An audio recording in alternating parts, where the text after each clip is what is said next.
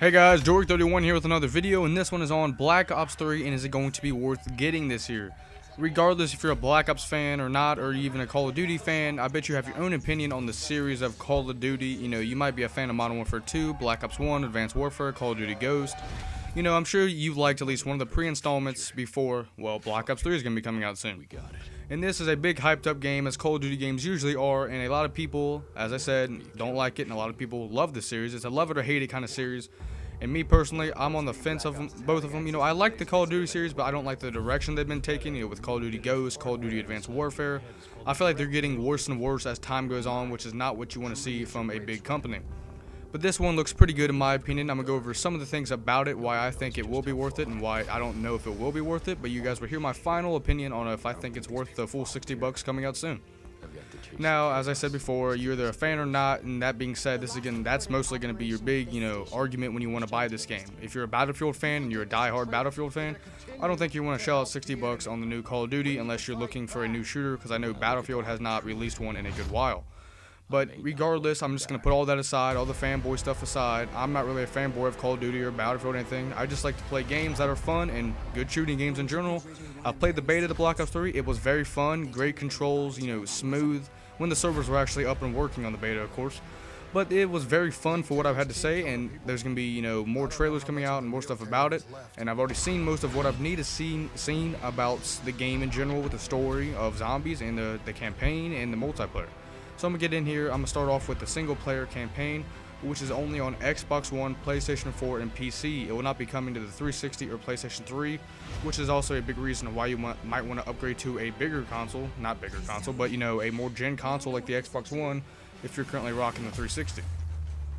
But let's get in this here. It takes place in 2065, 40 years after the events of Black Ops 2, and it's of course going to be a high tech, as you probably guessed, in 2065.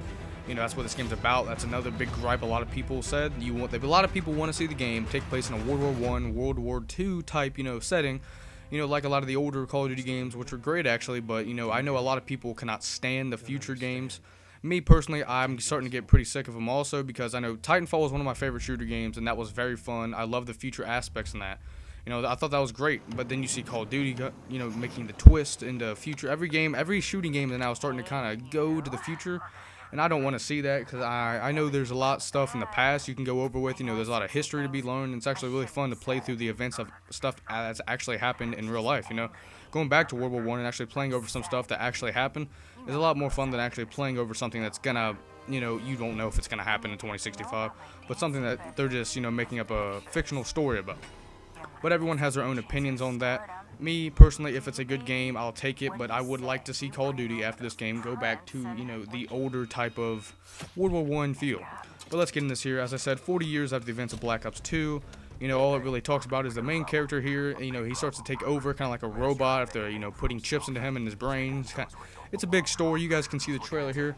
I know you already saw it in this video, but it's very, just very weird kind of how it looks and how it sets out. It's like a regular kind of Call of Duty, campaign. It's either you like it or you love it, or you hate it, but either way, I think it looks alright. It's gonna be a solid campaign.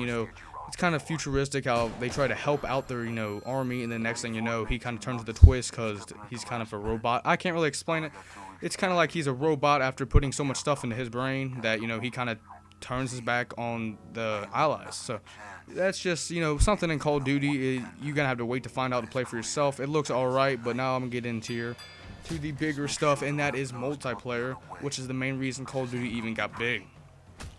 Now, I know I didn't do a good job explaining the campaign, because only the teaser trailer was really, and the reveal trailer didn't really explain too much about it, but I just know it's futuristic, and they, as you can see from the trailer, that's all I really know, and I'm sure that's all you guys know this far, and you'll have to see when the game launches.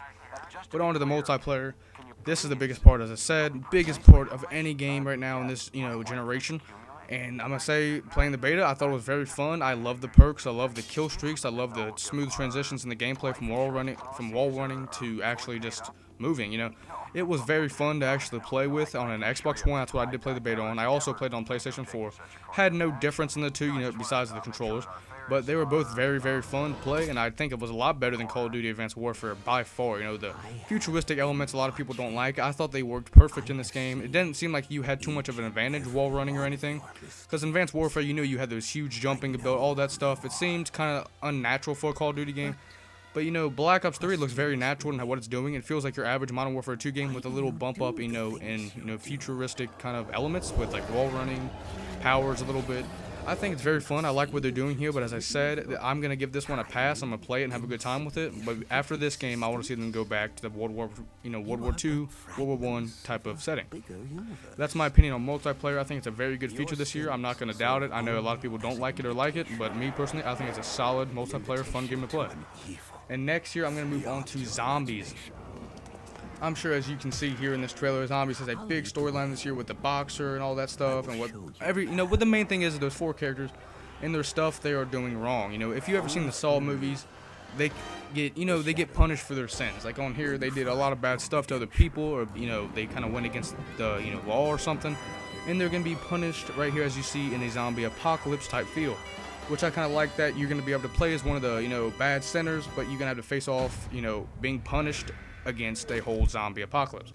And I'm sure there's going to be a lot more to the story than that. It's going to be very fun to see how it unfolds and actually get to play it, but I think this is going to be a big thing as usual, because zombies and Black Ops games are always outstanding. But all, wrapped together, if you're a zombie fan, if you're just a multiplayer fan or a campaign fan, I think Black Ops 3 is the game to get this year out of the Call of Duty. Not saying it's the best game to get, of course. There's a lot of good games like Fallout coming.